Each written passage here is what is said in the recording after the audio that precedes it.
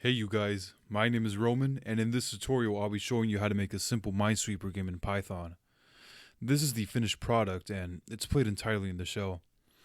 The GitHub repo will be available in the description if you want to check it out, by the way. It's Minesweeper, but only in the basic sense. As you can see, you just type in the number you want to clear and press enter. If it's clear, the number disappears and you get the smiley face emoji every time, like in the original Minesweeper, if any of you ever played it. The spot with the mine contains the bomb emoji. Let me see if I can find it real quick.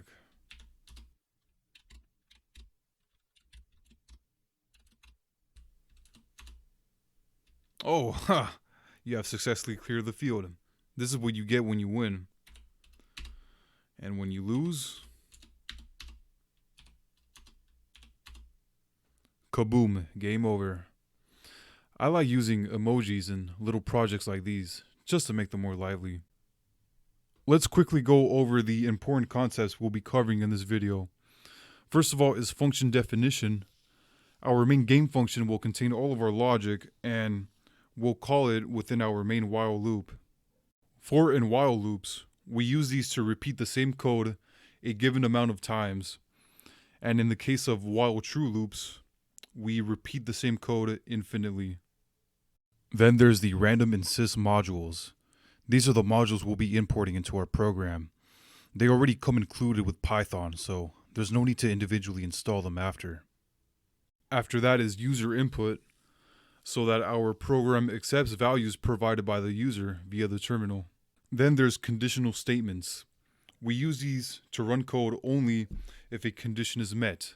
So the statements themselves are if, else, and elif, which is short for else if. List objects. So we'll be using a list to store all the numbers 1 through 9 to display on the graph. Lastly, there's built-in functions. That is, functions already defined by Python that we don't have to define ourselves. The functions in particular include length, or len, list, filter, and map. Some concepts that are more advanced, which we'll also be covering, include function chaining, which is when we call functions on each other on a single object. I'll show an example in a bit, and do it all on the same line. Then there's the lambda anonymous function, which we'll be using with filter and map. And here's an example of both function chaining and the lambda anonymous function, which you could see being used here. So to break this down, we first of all called filter on field, which is a list of both integers and strings. And what we're saying with the lambda anonymous function is for every integer in field, or for every value in field, which is represented by x, we check if it's an integer. If so, we leave it. But if, say, it's a string, we take it out. And this creates a filter object. We then call that filter object on list to convert it into a list again. Then we call length on that to get the length of that list. In other words, all this code is used to compute just one number. So the return value of all this could be, say, 6. Before we get to the coding itself, install Python if it's not already on your machine. I'll walk through the process with you real quick, but go ahead and skip if you have it already. In your favorite browser, type in Python. Go to their official website, on their downloads. Come down here to view all the Python releases, and make sure you select the second latest release.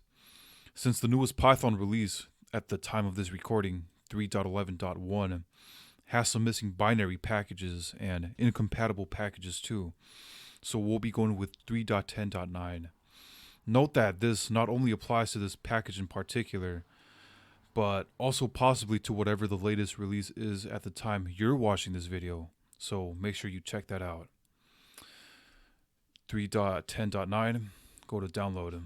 Scroll down to the download files at the very bottom. I'm using 64-bit Windows, so I'm going to go with this installer right here. Wait for it to download. Now open the setup wizard. And this is very important. Add a check next to the add python.exe to path.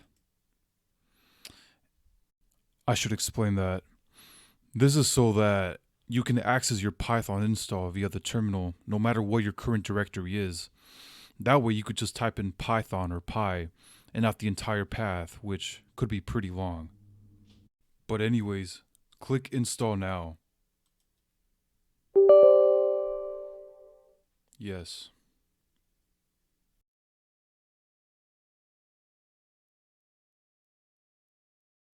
Now we can open our terminal and type in Python. If all went well for you, you should see your current version of Python, as shown. Congratulations if you made it this far. You now have Python successfully installed on your system, and we can now jump right into coding. For the Python file, we're just going to do this the quick and dirty way.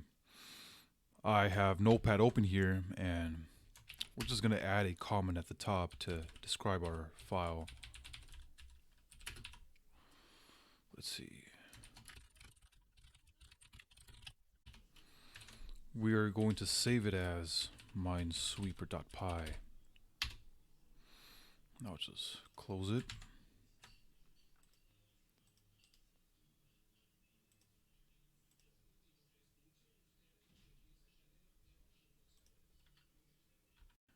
If you're new to this file editor, you're probably using the light theme. If you want to use the dark theme like me, head over to Options, Configure Idle, Highlights, and just choose it to either new or dark, which is what I'm using. Click Apply and OK. We're going to start off by importing our modules. That is random and sys. Now we want to define our function that'll render the game board on screen. We're going to call it layout. It's going to take a parameter board, which will be a list of the numbers 1 through 9. And what this is going to do is print 5 lines. 3 of them will represent our rows, and 2 of them will represent the horizontal lines.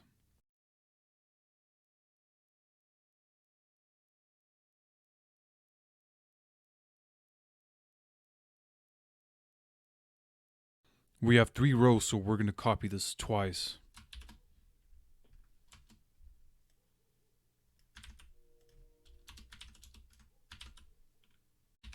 Let's change the numbers.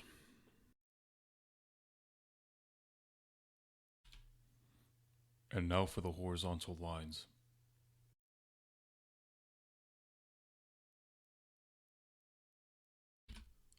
Let's just test this real quick. We're going to make a list called nums, and we're going to pass it all the numbers 1 through 9.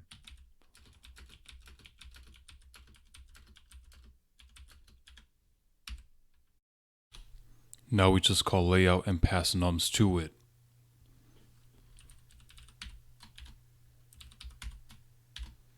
Press F5 to run the code. I forgot to add a space next to the vertical lines on the right. As you can see, they're not aligned correctly. Let's do that real quick.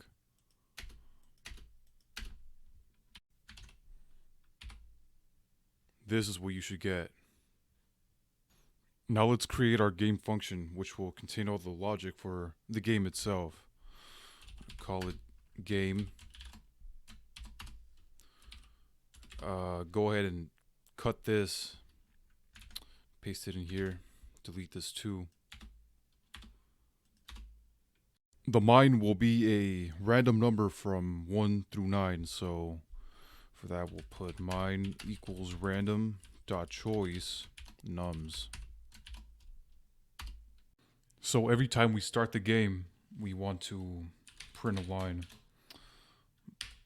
Put a new line too, and just put Minesweeper by, you could go ahead and put your name.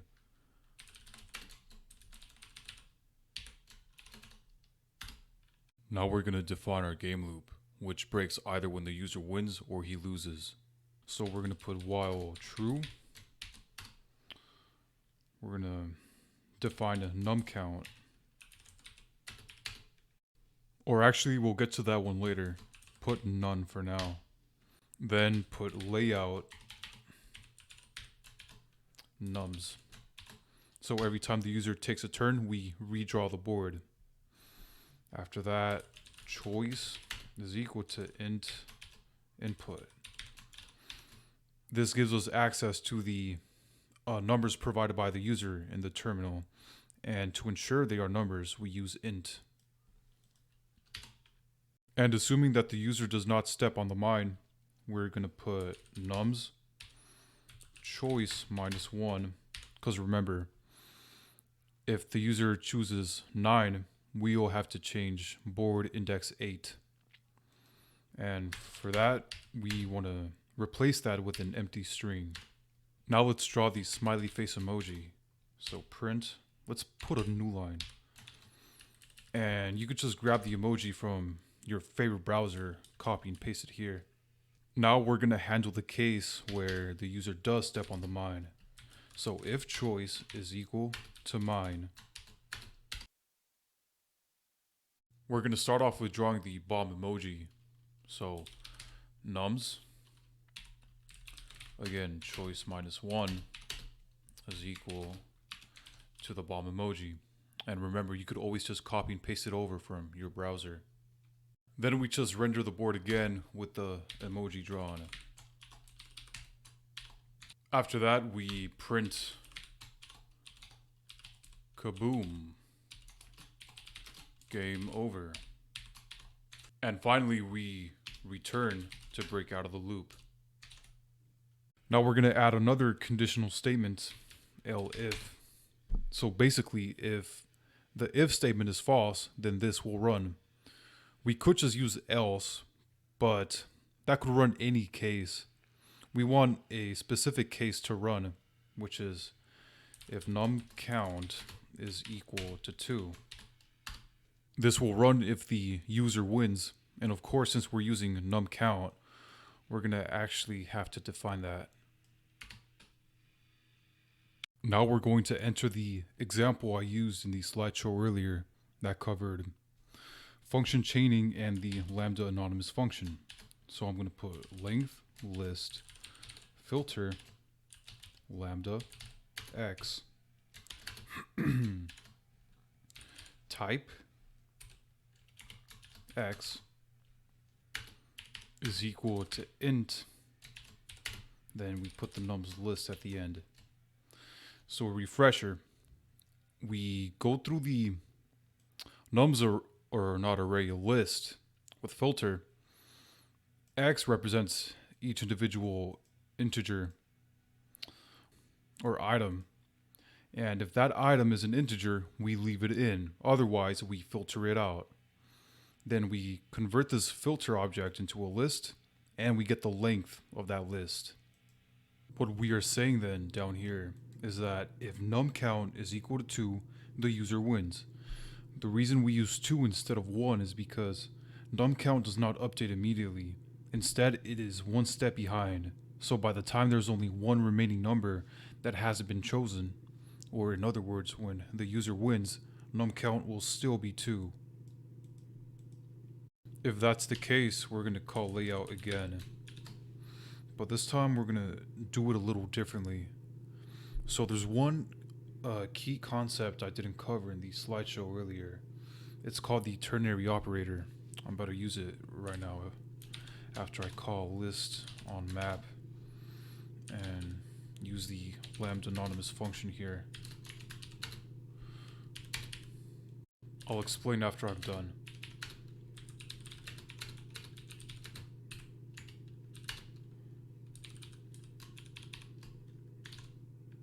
Now remember that at this point there's only 2 numbers left, the safe spot and the spot with the bomb.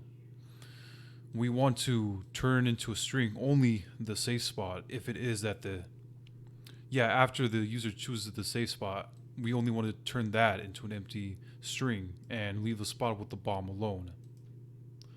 So that's basically how the ternary operator works.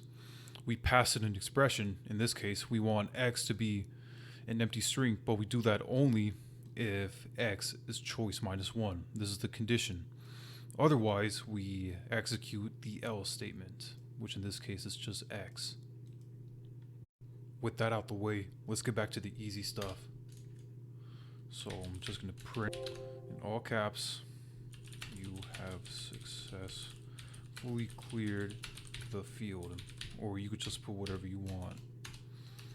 Then we just return to break out of the while loop. And that's it for our game function. Now what we want to do is create another while loop on the outside so that our game function can run indefinitely. And we're going to put choice is equal to input. Here we're going to put a new line and just going to ask the user if they're ready. Yes or no option, and another new line. And now we handle that choice. If choice is equal to y, we put game, we run game. We're gonna use the else if again. If choice is equal to n for no, we're gonna put sys.exit. Here's where we use our sys module. This will basically break the code and exit out of everything. Now let's test it. Press F5. Invalid syntax. If choice, yeah. When you use the, what's it called? The equal to operator, you use two equal marks. Run that again. Oh, look at that on my first try. I zoomed out real quick so you can see it better. Let's run this again.